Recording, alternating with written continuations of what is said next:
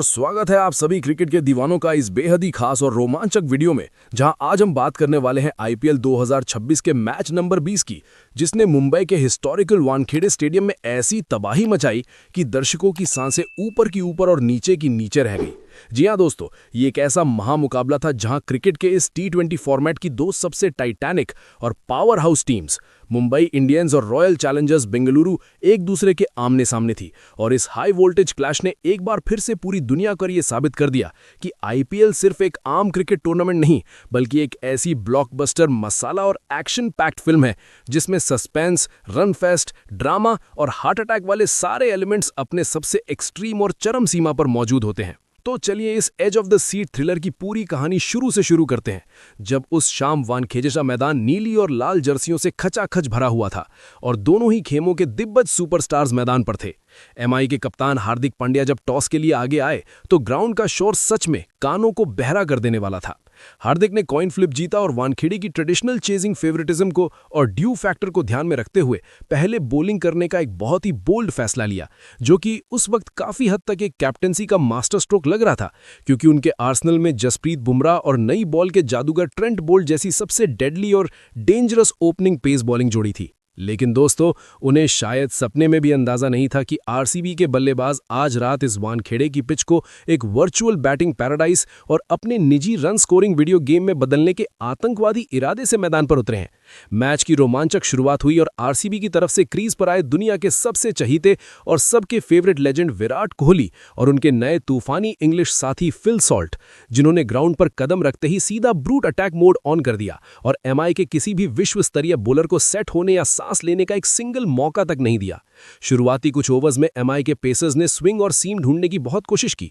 पर Phil Salt आज एक अलग ही ब्रूटल और आतिशी धुन में थे। उन्होंने पावर प्ले के उन किस्मत वाले 6 ओवर्स को पूरी तरह से रूथलेसली एक्सप्लॉइट करते हुए बेरहमी से चौकों और छक्कों की ऐसी आग बरसानी शुरू की, जिसने सीधे तौर पर एमआई के डगआउट में एक अर्ली पैनिक और खौफ का माहौल क्रिएट कर दिया। सॉल्ट ने हर लेंथ और हर लाइन का मजाक उड़ाते हुए सिर्फ 36 गेंदों का सामना करके 78 रन की एक ऐसी धमाकेदार पारी खेली, जिसमें 6 बेहद करारे बाउंड्री वाले चौके और 6 गगनचुंबी आसमान फाड़ छक्के शामिल थे और इनका स्ट्राइक रेट 216 के भी पार था, जिसने सारी फील्ड प्लेसमेंट्स और हार्दिक पांड्या की हर एक स्ट्रैटेजी को बेकार साबित कर दिया। वहीं दूसरी तरफ दूसरे एंड पर खड़े किंग कोहली अपने वही पुराने क्लासिक और सुपर विंटेज अंदाज में नजर आए, जहां उन्होंने सॉल्ट का बखूबी साथ निभाते हुए एक एंड को चट्टान की तरह मजबूती से पकड़े रखा और थोड़ा सा भी लूज बॉल का मौका मिलते ही वो अपने सिग्नेचर और पिक्चर परफेक्ट कवर ड्राइव्स और फ्लिक शॉट्स लगाए, जिसने वानखेड़े के जमावड़े को इस प्यारी कशमकश में डाल दिया कि वो अपनी होम टीम एमआई को चीयर करे या फिर कोहली के इस मेजेस्टिक मास्टर क्लास को नमन करे। मात्र 10.5 ओवर्स के आसपास आरसीबी का स्कोर बिना नुकसान 120 के विशाल आंकड़े तक चला गया था। तब जाकर मिचेल सेंटनर ने अपनी फिरकी में फंसाकर फिल सॉल्ट को पेविलियन भेजा और इस मैसिव 100+ पार्टनरशिप को तोड़ा। लेकिन अगर आपको लगा कि रन का तूफान थम गया, तो आप गलत थे, क्योंकि क्रीज पर कदम रखा इन फॉर्म कप्तान रजत पाटीदार वे, जिन्होंने पिच पर आते ही जैसे बॉलर से पुरानी दुश्मनी निकालने की कसम खा ली हो। पाटीदार ने एक ऐसी बेदर्द और मर्सीलेस हिटिंग का प्रदर्शन किया, जिसने यंग स्पिनर मयंक मार्कंडे जैसे बॉलर्स के होश उड़ा दिए, जिनके 2 ओवर्स में बिना रहम खाए 40 रन ठोक दिए गए। कप्तान पाटीदार ने सिर्फ और सिर्फ 20 गेंदों में 53 रन की ऐसी तूफानी वाली विस्फोटक पारी खेली, जिसमें मात्र 4 ऑर्डनरी बाउंड्रीज थे, लेकिन साथ ही 5 मॉन्स्टर और हार्ट स्टॉपिंग सिक्सेस शामिल थे, जिनका 265 का विशालकाय और पागलपन वाला स्ट्राइक रेट वानखेड़े की होम क्राउड को डर के मारे साइलेंट कर रहा था। इसी तेजी के दौरान विराट कोहली ने भी अपनी हाफ सेंचुरी 38 गेंदों में 50 रन बनाकर पूरी कर ली, पर उसके तुरंत बाद वो शार्दुल ठाकुर की एक क्लेवर पेस ऑफ डिलीवरी का शिकार हो गए। कोहली और पाटीदार दोनों के गिरने के बाद डेथ ओवर्स में आग लगाने के लिए स्टेडियम में एंट्री होती है लंबा छक्का मारने वाले जायंट खिलाड़ी टिम डेविड की, जो कभी मुंबई इंडियंस का गर्व हुआ करते थे, लेकिन आज आरसीबी के रंग में खेलते हुए मुंबई को ही दर्द दे रहे थे। डेविड ने आते ही मस्कुलर और रॉ पावर वाली हिटिंग दिखाई और सिर्फ 16 गेंदों पर 34 रन रॉकेट की स्पीड से ठोक दिए, जिसमें 3 मैसिव रूफ हिटिंग छक्के और 2 तीखे चौके थे, जिसके चलते एंड के ओवर्स में ट्रेंट बोल्ट, जिनकी बॉलिंग फिगर 50 रन देकर 1 विकेट थी, और हार्दिक पांड्या, जिसने 39 रन देकर 1 विकेट लिया। इनके अहम विकेट लेने के बावजूद आरसीबी का रथ रुका नहीं और उन्होंने 20 ओवर्स की समाप्ति पर स्कोरबोर्ड पर 4 विकेट के नुकसान पर 240 रन का एक पहाड़ जैसा नामुमकिन लगने वाला लक्ष्य खड़ा कर दिया। जिसमें जसप्रीत बुमराह को छोड़कर, जिन्होंने 4 ओवर्स में बिना किसी विकेट के मात्र 35 रन दिए, बाकी हर एक मुंबई बॉलर की भारी और दर्दनाक धुलाई हुई थी।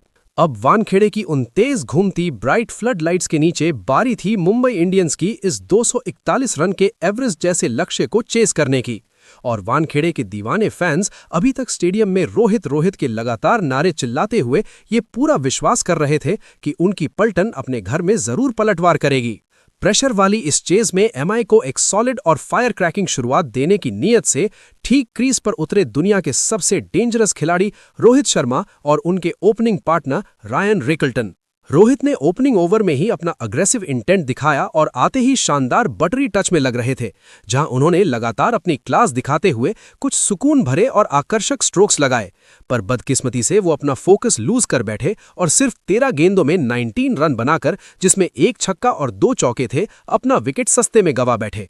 हिटमैन के आउट होते ही स्टेडियम में एक सन्नाटा छा गया, लेकिन दूसरे छोर पर रिकल्टन ने हिम्मत नहीं हारी और काउंटर अटैक को चालू रखा, जिसमें उन्होंने 22 गेंदों का डर्क सामना करते हुए 3 कड़क छक्कों और 3 चौकों के दम पर 37 रन जोड़े, जिससे रिक्वायर्ड रन रेट पूरी तरह से आउट ऑफ कंट्रोल ना हो जाए। लेकिन आरसीबी के बोलर्स आज अलग ही फॉर्म में आए थे। मैच का फ्लो तब टर्न हुआ जब कृणाल पंड्या और इंपैक्ट प्लेयर सुयश शर्मा ने प्रेशर भरे मिडल ओवर्स में अपनी मैजिक दिखानी शुरू की, जिसने एमआई के डगआउट के पसीने छुड़ा दिए। कृणाल, जो पिछले कई सालों तक खुद मुंबई के मैच विनर थे, आज उन्होंने दुश्मन बॉलर के तौर पर किफायती लाइन रखते हुए 4 ओवर्स में सिर्फ 26 रन देकर एक अहम विकेट लिया। और उनकी ऐसी टाइट बॉलिंग के दबाव में सुयश शर्मा ने 4 ओवर्स में 47 रन देकर 2 सबसे क्रूशियल और मैच टर्निंग विकेट्स निकालकर सीधे एमआई की कमर तोड़ दी। इस डाइंग सिचुएशन में वानखेड़े फिर से खुशी और आस के मारे झूम उठा जब मैदान पर शेरनुमा एंट्री मारी